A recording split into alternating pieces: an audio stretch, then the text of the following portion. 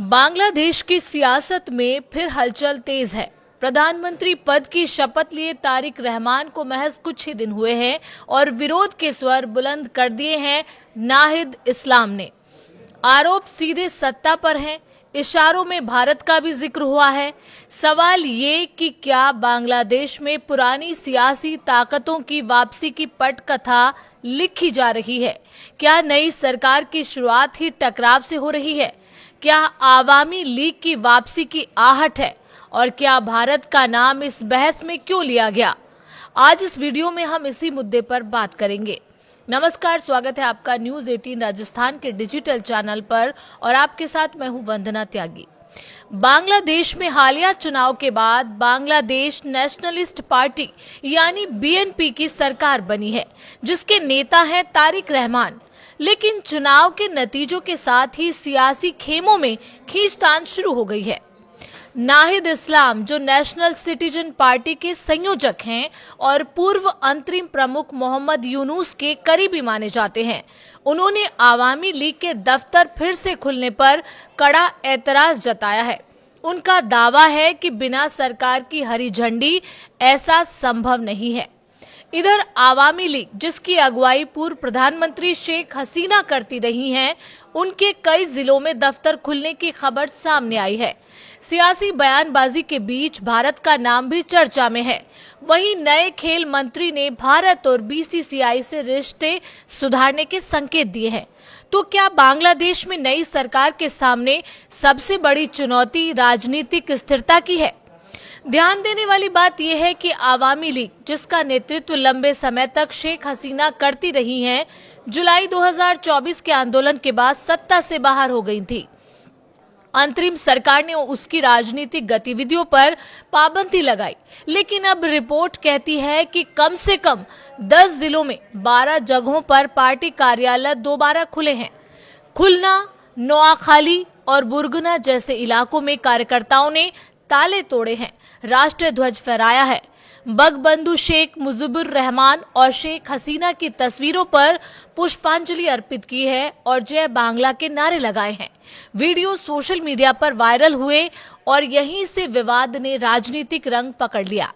नाहिद इस्लाम ने चेतावनी दी है, अगर प्रशासन ने कार्रवाई नहीं की तो राजनीतिक प्रतिरोध होगा। अब बात यह कि भारत का जिक्र क्यों हुआ? इस पूरी बहस में भारत का नाम भी सामने आया है।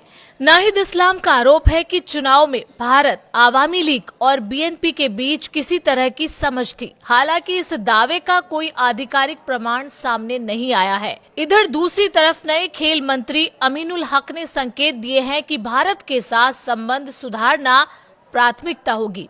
उन्होंने संसद भवन में भारत के उप उच्चायुक्त से मुलाकात की और T20 वर्ल्ड कप को लेकर सकारात्मक बातचीत की बात कही। आपको बता दें कि अंतरिम सरकार के दौर में क्रिकेटर मुस्तफिजुर रहमान को आईपीएल से बाहर किए जाने के मुद्दे पर बांग्लादेश ने भारत में आयोजित T20 वर्ल्ड कप में भाग नहीं लिया था। अब नई सरकार इस कड़वाहट को खत्म करने के संकेत दे रही है। सिर्फ राजनीतिक दफ्तरों का मुद्दा ही नहीं, संविधान सुधार भी बड़ा विवाद बना हुआ है। जुलाई में नेशनल चार्टर 2025 में, जिसे अंतरिम सरकार ने तैयार किया था, उसमें 80 से ज्यादा प्रस्ताव शामिल हैं। मुख्य बिंदु क्या है उस प्रस्ताव के?